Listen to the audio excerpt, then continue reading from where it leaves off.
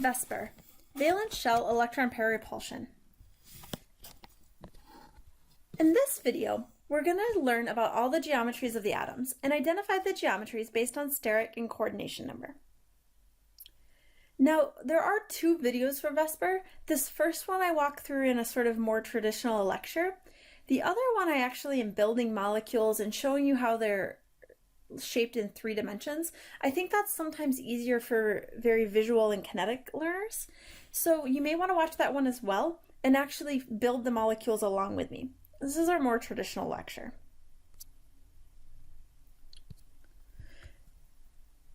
So let's first talk a little bit about what VSEPR is.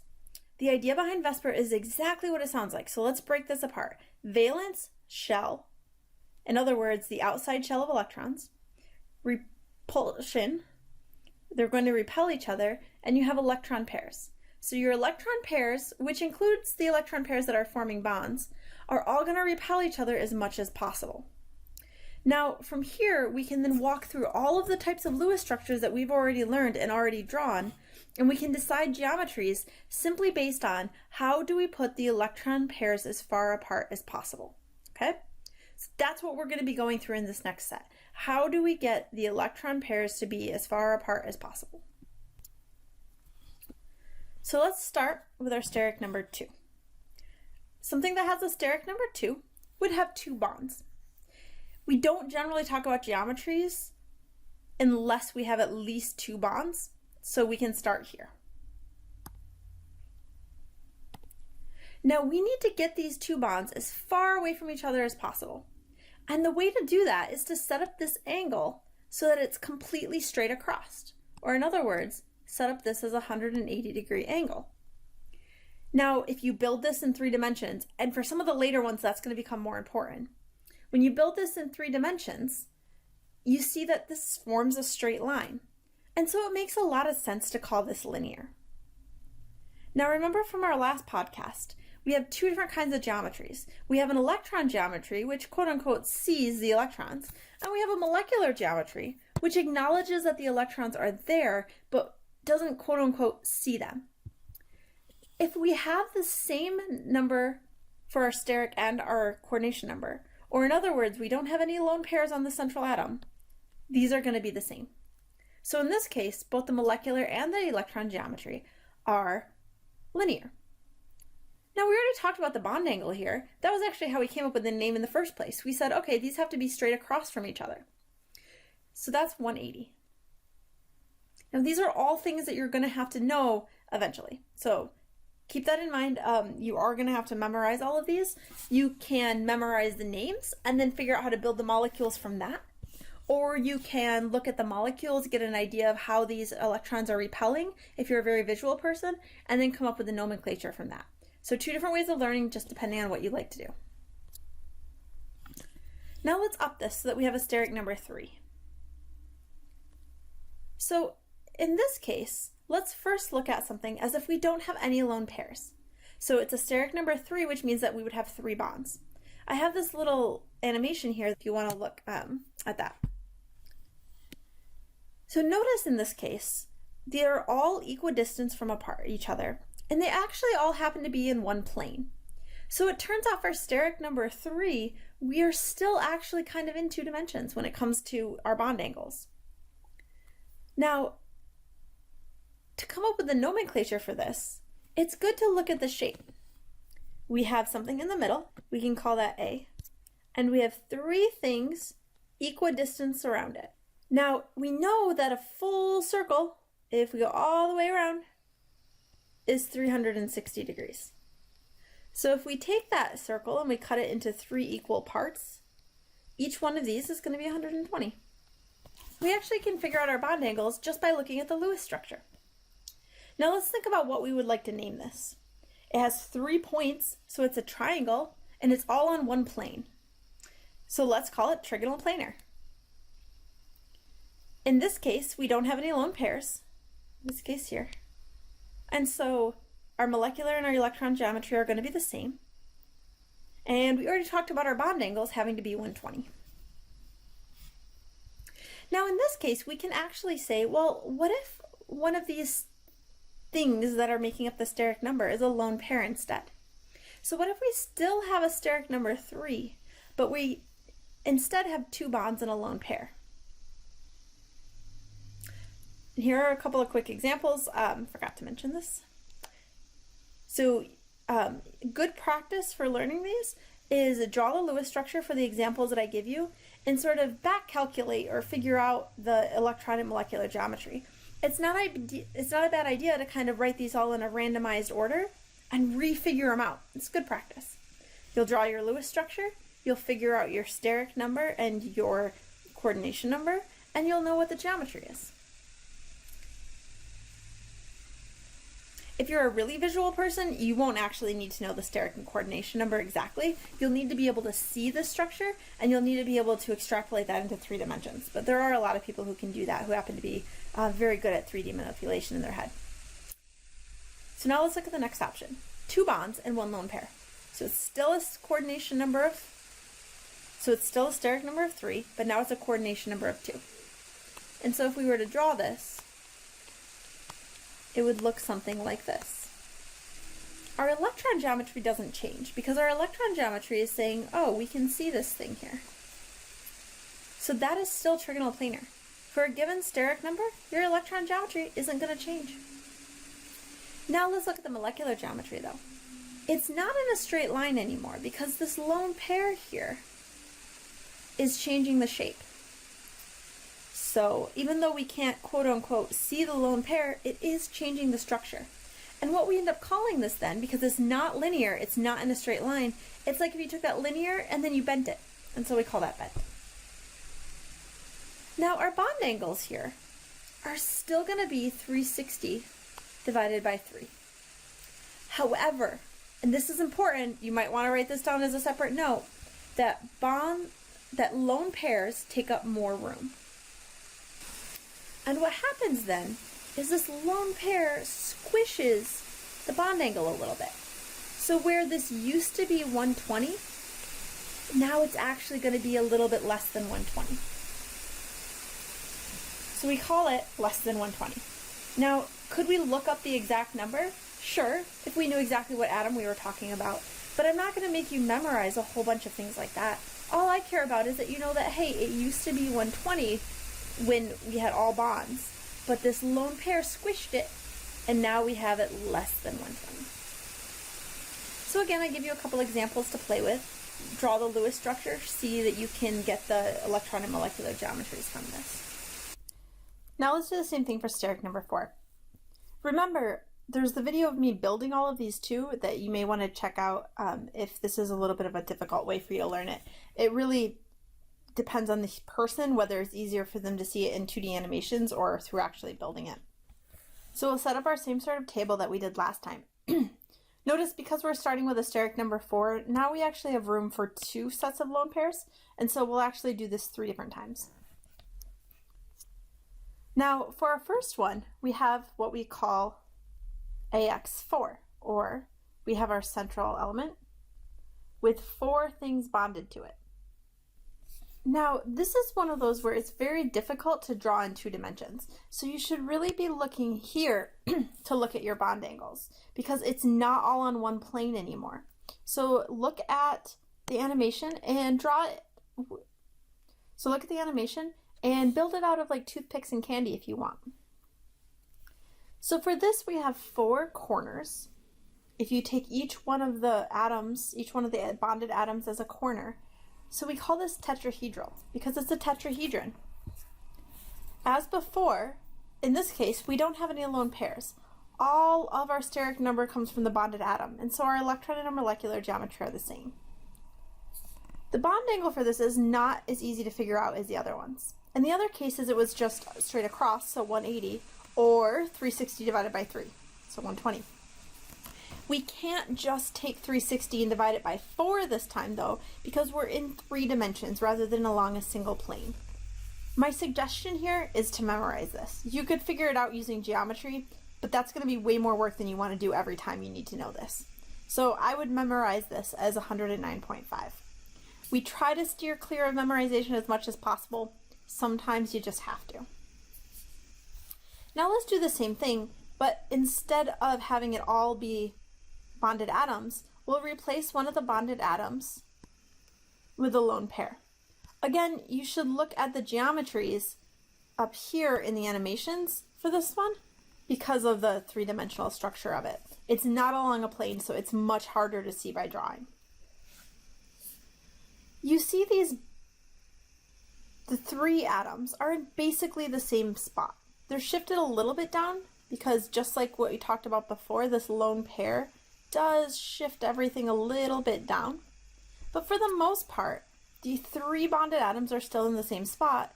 It's just the one bonded atom has been replaced by a lone pair. Our electron geometry is the same. That doesn't change. It's based on our steric number. But now our molecular geometry isn't seeing, quote unquote, this electron pair. Yes, it still impacts the geometry. It's still there. It still changes the geometry. However, when we go to name the molecular geometry, it's not tetrahedral anymore, but trigonal pyramidal. This makes sense because if you look at the base, wait till this rotates where the lone pair is up top, and you look at the base, we get a triangle. So our base is a triangle, but the overall shape is of a pyramid. So it's a pyramid with a triangle base, trigonal pyramidal. Our bond angle here is going to be a slight mutation of our original bond angle. So instead of being 109.5, it's going to be just a little bit less than 109.5 because of this big lone pair pushing down on the bonds. Again, for given a specific molecule, you could find out exactly what this number is, but for our purposes, all I really care is that you can rank things. So in this case, trigonal pyramidal is less than tetrahedral, or less than 109.5. I give you some examples. As usual, try to draw these once from scratch and match up and make sure that you can see why they're tetrahedral and trigonal pyramidal. And then try mixing them all together and seeing if you can figure out the geometries on your own. Now our next one. What if now we have a steric number of 4 still, but we replace 2 of the bonds, or 2 of the bonded atoms with electron pairs? Now what you see is a structure that looks pretty similar to something we've already seen. If you think back to our steric number 3, we had something that looked very similar to this. So our electron geometry is still tetrahedral. That doesn't change if our steric number is 4. But our molecular geometry, we now have only 2 bonded atoms. And just like when we had this situation before, it's called bent. But be careful, because our bond angle is based on the fact that we have a steric number of 4, not a steric number of 3 as in the previous slide. So this is going to be less than 109.5. Now notice I also say this. What is AX3E?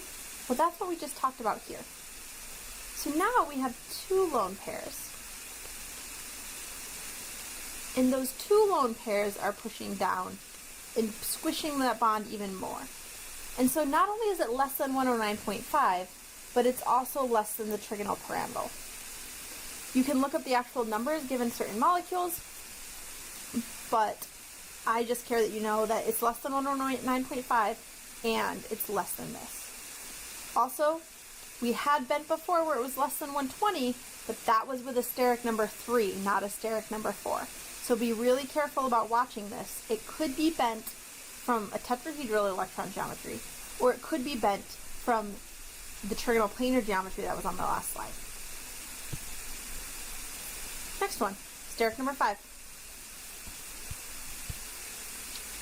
We start from the same place, no lone pairs. This one's a little bit harder to see. And so I'm actually going to start by drawing it in the geometry that's easiest to see the nomenclature for. And if you want to build the structure, it's easiest to start this way too. So put something in the center. So if you're building this with toothpicks and gummy bears, put your gummy bear in the center. Gumdrops work the best. And then this is almost like a linear geometry. But then you have, straight from the center, 3 more coming out. And this is a little bit easier to see the reason for naming the geometry. It's even easier if you look on that video where I actually draw the structures out. Because here we have a triangle, and if you take this top one into account, it's like we have a pyramid, right? So it's kind of like trigonal pyramidal, except that we have this one down here too. But if you take just this one and the 3 into account, we have another trigonal pyramidal. So we have like 2 trigonal pyramidals slammed together. And we call that trigonal bipyramidal. Okay? So hopefully you can see that from here. When this gets where these 2 are straight, you can see it a little bit best right here. But if that's not super clear, just go to the video where I'm actually building the molecules. As usual, if we have a steric number that is equal to our coordination number, our electron and molecular geometries are the same. Now let's look at our bond angles. We actually have 2 different bond angles here. This bond angle comes from a triangle that's in a plane divided by 3. So just like our trigonal planar, it's 360 degrees around divided by 3, or 120. But let's look at this bond angle now. This bond angle, this bond angle, this bond, these are all, if we were to look at this total bond over here, that would be 180. So this is 180 split into 2 pieces.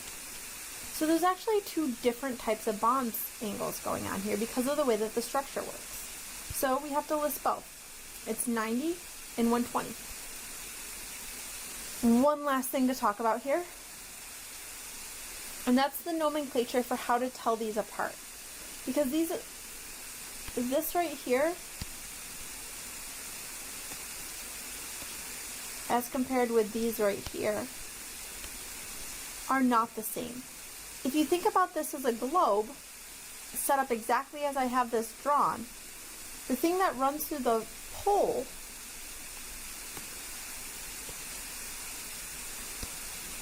is our axis. So we call these axial. Or the thing that runs around the center is called the equator, and so we call these equatorial. So the equatorial position ones have bond angles of 120 with each other. But with the axial ones, they have bond angles of 90. That's important nomenclature to know, so make sure you have that. So now let's move on. If you want to pause to write down this picture, you may want to do that now because I'm going to have to erase it to be able to keep going.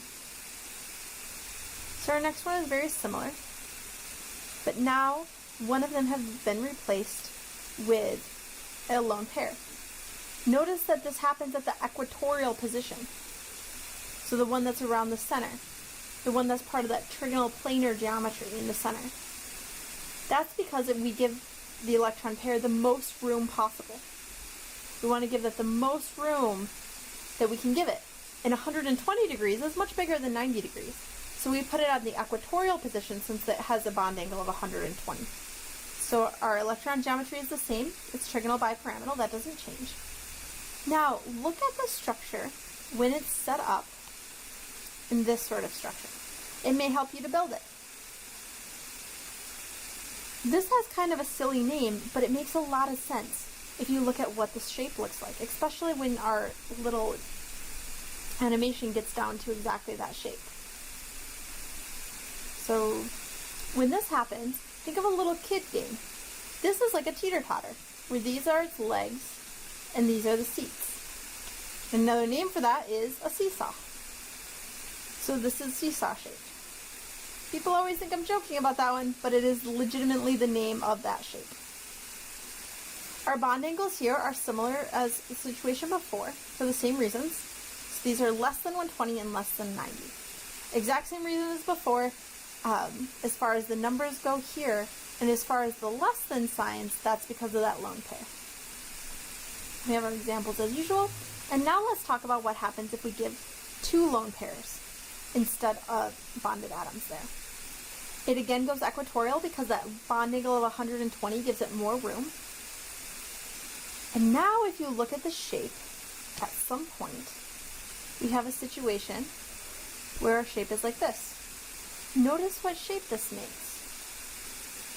If we just draw it out, that's like a T. And that's exactly what we call it. We call it T-shape. So we can draw in our lone pairs if you want so you can see them, but for the molecular geometry, we're just looking at the bonded atoms. Now, this bond angle was originally 90, and so that bond angle is less than 90. Something that I generally will get asked is, what about this bond angle here? If you want to list that, that used to be 180, but now it's getting squished this direction by the lone pairs. So it would actually be greater than 180. Generally, we don't talk about that bond angle because we have those lone pairs in the way, but if you got asked about it, it would be greater than 180. Now our last one. In this case, we've replaced all of the equatorial positions with lone pairs. Our electron geometry is the same. It's trigonal bipyramidal. Now look at our molecular geometry. Notice that the atoms are in a completely straight line. And so we call that linear again. And we're back to the linear geometry. Now, in this case, think about what you think the bond angle would be. Did you say 180? Less than 180? Greater than 180? Well, it's tricky because we've always been talking about these deviations as being a less than number. But when you look at this carefully, all of the lone pairs are pushing in equal directions. They're pushing on both of the x's, both up and down. And so because of that, it actually deviates in both directions, or in neither direction, I guess you could say. And so our bond angle is actually exactly 180. It's pushing down and up with the same strength, and so it ends up canceling out and being just 180. Now our last one, steric number 6. In this case, we're going to go back to just having two sets of lone pairs. You don't generally see these with more lone pairs. So our first one. Notice this is like, the easiest way to visualize it is to think about a 3D Cartesian coordinate system. If you're saying Cartesian coordinates, what's that? That's your normal XYZ axis that you learned about in algebra. So these are all 90 degrees away from each other. It's exactly as if you have three lines intersecting each other, all at equal angles. All of the atoms' positions are the same, so it's not like your steric number. So it's not like your steric number 5 where you have axial and equatorial. All of these look identical. And the naming for this is a little bit tricky. You see that we have 6 bonds. We have a steric number 6. And there's a temptation to think that that must be some sort of hexa something. But what you have to remember is that this is talking about the shape of the 3 dimensions. And it's actually an octahedron. So we have an octahedron because we have 8 faces. So if each one of these atoms is a corner, we create an octahedron with 8 faces. So we call it octahedral. Your molecular geometry is going to be the same because we have no lone pairs. And your bond angles, it's 3 lines effectively intersecting at all right angles, and so our bond angle is 90 degrees. Let's flip one of those out for a lone pair. Now you can see we have a similar geometry, except we have a lone pair there. Our electron geometry hasn't changed, it's still octahedral. But now our molecular geometry, while impacted by that lone pair, we are not going to quote-unquote see it when we name it. So it looks like we have a pyramid again. But now, instead of having a base that looks like a triangle, we have a square base. And so we call that a square pyramidal. So it's like a pyramid, but with a square base. So square pyramidal. Our bond angles before were 90 degrees. And now that lone pair is going to be pushing on the bonds, squishing them together a little bit. And so it's going to be less than 90. Last one. We're going to add one more lone pair. Now before I show you the picture, think about where you would add this. Remember, lone pairs don't want to go near each other. They want to have as much room as possible. So should we put it next to the other lone pair or across from it? Hopefully you said across from it. So this is what it looks like if we have 2 lone pairs. Now notice when we go to name this, our electron geometry stays the same, and for our molecular geometry, we're back to a plane. All of those are on one plane because the electrons are squishing the molecule up and down. They're acting in opposite directions, so they cancel each other out. Because it's all in one plane, but it's a square, we call it square planar. And now let's think about our bond angles. Do we think it's going to be 90 or less than 90? We had less than 90 here because our lone pair was squishing our angle. But here, our lone pairs are squishing in opposite directions. And so that is going to cancel each other out, and it's going to go back to being just 90. It's tempting to memorize all of these bond angles when there's a deviation, when there isn't, but it's really much better if you can see the molecule in your head and decide the deviations based on the location of the lone pairs. Students always come up to me and try to come up with rules that they can just use to tell these all the time. For instance, if there's a lone pair, then that means that it's going to be less than. Well, this isn't true. Look right here. There's lone pairs on this one, but it's not less than. We had one of those for steric number 5 as well. So for memorizing these bond angles, you should really be able to visualize the molecule itself and then determine the bond angles after visualizing the molecule. The nomenclature, it's really 50-50 on whether you should memorize the shapes based on the names or the names based on the shapes. It's your independent learning style. But for the bond angles, you should really know what the molecule looks like first and then decide the bond angles. And we're all done with VSEPR. So hopefully you've learned all the geometries of atoms and you've identified the geometries based on the steric and coordination numbers. Now, of course, when you go to do this outside of this video, you're going to be first drawing the Lewis structure. We didn't do that because this was just an introduction, but I gave you lots of examples. So go home, draw the Lewis structures for those examples, and see how they match up with our AXE nomenclature that we've been using. Okay? It's all based on steric and coordination number.